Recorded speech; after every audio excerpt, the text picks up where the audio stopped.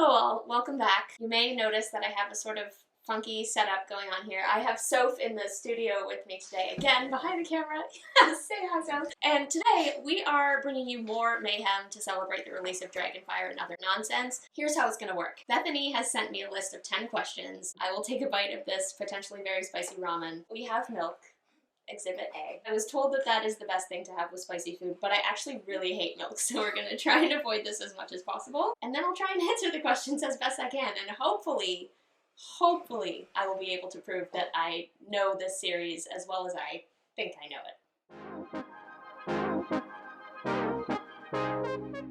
Hello and welcome to the Dragonfire Challenge, where you are the dragon and I am the challenger. Today you will be torturing yourself by eating enormously spicy foods, and I will be torturing you by leading this interrogation. Let's get started, shall we? Question number 1. You are to sum up the Scorch series to the best of your knowledge and remembrance. This feels like a big bite kind of question. Okay. Okay, at first I was like, that's fine, and then, okay. Sum up the Scorch series. So, you have this world called Arrow, where there are 8 different races spread out around the world, and each of them has a piece of the Heatherstone, which is this, like, magical object or collection of objects that, like, protect the world from this mysterious outside threat called the Scorch! Each race has their own piece, and those are protecting the realm. But someone is going around stealing all of the pieces of the Heatherstone. And the main character, Wick, he actually runs into the thief who is stealing all the stones and realizes that there's actually something much bigger going on than he had first thought. He and the thief have to team up and try and save the world from this oncoming danger known as the Scorch. It's an ongoing mission to try and protect the world from this threat that they don't necessarily fully believe in. It's kind of a 2 guys against the world story to a degree, but it's also this beautiful, like, redeemed brotherhood story and found family and just all these lovely, lovely tropes as they go on this mission, sort of a heist, mostly a mission, together. Question number 2. Who is the best Scorch character and why? Oh, I'll be honest with you. I spent last night binge reading the first book and this morning binge reading the second in preparation for this momentous occasion. Honestly, Archer, the thief in question, is just the most delightful example of sass and heart together. Like, his lines actually make me laugh out loud. I love his sense of humor. He's so sarcastic and just so snippy. But also, I feel like this second time that I read them, oh my gosh, I forgot to take a bite. What am I doing?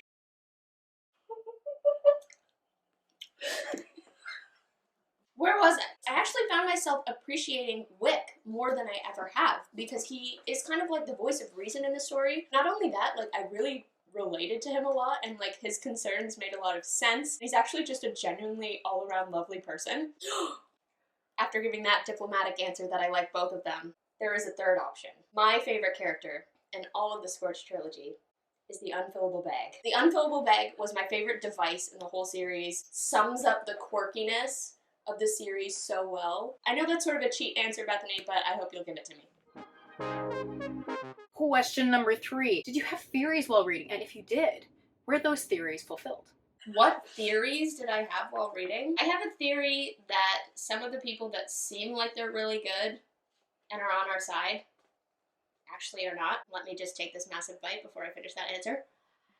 It's actually so good. It's just, then it hits you after and the burn comes. It's migrating down my throat now. Okay, currently I have theories that there is a race in this world that seems on the surface to be like just the ultimate good guys, trusted by everybody. They have all the wisdom, and it's like, where did these people get this position from is what I'd like to know. But also, it just seems like a really great place for an unexpected betrayal to come from. So that is my current theory. I have a character in mind that I don't know about this guy, and I think he's going to turn out to be bad, but we will have to wait and see. Question number 4. Would you rather be a seraph or a leshy, or neither? That is an excellent question. I love would you rather questions. I apologize that you guys have to see this. Wow. Oh, bring on the dragon fire. This is going well. Okay. Oh! Okay, never mind. It's coming. It's coming. Okay. Seraph or Lushy. I have a lot of respect for the Lushy. They're tree folk. They live this very idyllic lifestyle. Big gardeners. And I appreciate that about them. Oh! Really, I do. I think it's cool that they have to photosynthesize for their energy. Like they have to sit in the sun.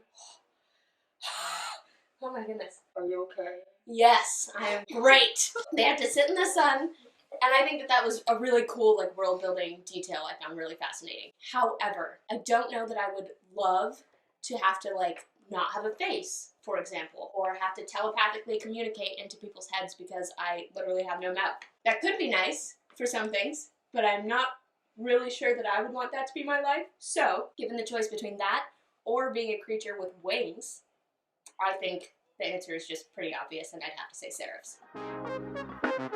Question number 5. You are given the opportunity to give any character in Scorch a good day. Who are you giving it to, and when in the story do you give it to them? Bonus question. How on fire is your mouth right now? Oh, I'm feeling the burn, guys. All right. We're going to do this with dignity. I am given the opportunity to give one of the characters a day where nothing bad happens to them. Okay, so I just read the second book this morning. And in the second book, there's actually a pretty heartbreaking subplot. A lot starts to unravel for these characters, and a lot of their shenanigans kind of become a lot more serious, and they have to deal with kind of the fallout of some of the things that they were doing in the first book. And it was really heartbreaking to see Wick, our wonderful Leshy character, have to deal with the loss of his reputation, because that is something that's very important to him in the first book. And so getting to the second one and seeing him, like, not be trusted by the people who used to trust him, and having everybody tell him how disappointed they are in him, and having his family kind of reject him a little bit too.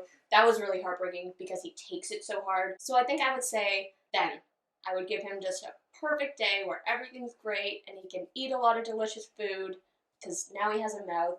Read the books and you will understand that. And yeah, so that would be my answer to that one. Question number 6. You can invite any character to your house for dinner. Who are you inviting, and what do you serve them? I'm going to invite the crowned head over for dinner, who happens to be the king of the vicious, extremely extreme bat people. They are just so intense. They do everything as hard as they possibly can. But I think he would be a very interesting dinner guest, because you'd have some incredibly extreme conversations. As far as what I would serve him, I don't even know what they eat. I assume they're not vegetarian, so I'd probably go like a meat route, like maybe like a really rare steak. Dinner conversation would probably revolve around like his prized trees, or like how great a king he is. Keep things in the complimentary territory so that I don't have to like fear for my life or execution or anything. I think that would be my answer. Rare steak with the crowned head of the Mangar. Mangar? Bethany? Sorry if I pronounced that wrong. In my defense, my tongue is like burning. Bonus trivia round. Question number 1. What is Wick's job? Oh, easy question, small bite. Wick is a tree messenger. The answer is a messenger. Wick is a messenger. He carries messages for the very important, mostly leaders and royalty of Arrow. Trivia question 2. What are Archer's parents' names? This one would have been just an absolutely impossible question if I hadn't read that book this morning. Archer's parents' names are Ochre Hessen and Willow Hessen. Answer: Ochre and Willow. Ochre is Archer's father, Willow is his mother. Final question for you, Nikki. Given your knowledge of book 1 and 2, what do you think is going to happen in book 3? It's a loaded question. It calls for a loaded fork. What do I imagine happening in book 3? Okay, book 2 ends on, like, quite a cliffhanger. Like, quite. I think we're gonna end up with all the races teaming up in one giant army, kind of like Battle of the Five Armies style. But I also do think, like I said earlier, that we're gonna have kind of a critical betrayal from someone that you thought was like rock solid on the team. Maybe from like the whole race of people that you thought were rock solid. I don't know. Bethany's a big believer in glory coming from pain, which doesn't necessarily mean that things work out in a neat and tidy way. It might just mean that you have to go through difficulty and find something good in that. I think it means that we're gonna have some redemption of broken family stuff that's happening, potentially with a character death.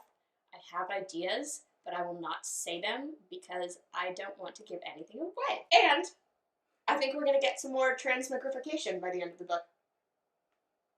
And that is my final theory.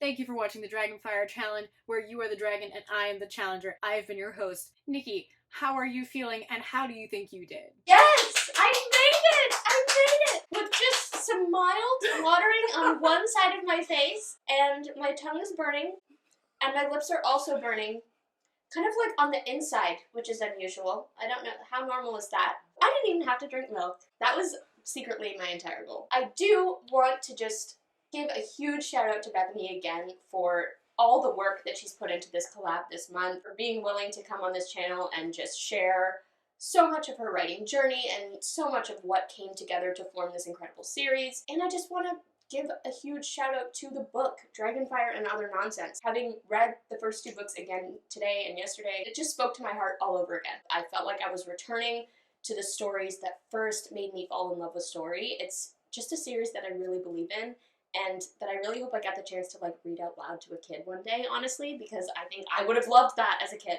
Also, go and check out Bethany's channel. She also has a YouTube channel, which she is incredible at because she's amazing at all of that stuff. So go subscribe to her channel, go check her out on Instagram, and as always, do not forget to spend some time in the clouds today. Thank you, and good night.